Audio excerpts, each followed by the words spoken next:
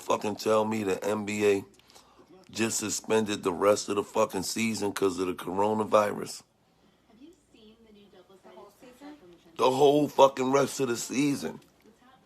Because a player got the coronavirus. They suspended the whole season. So no more games? No more fucking games. After the night. All because a motherfucking somebody ate a fucking bat.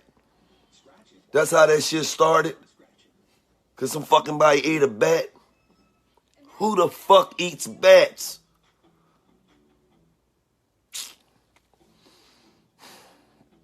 All the shit a motherfucker could have ate. Motherfucker eat a bat.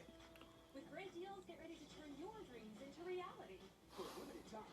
Fuck the whole NBA season up because of fucking bat.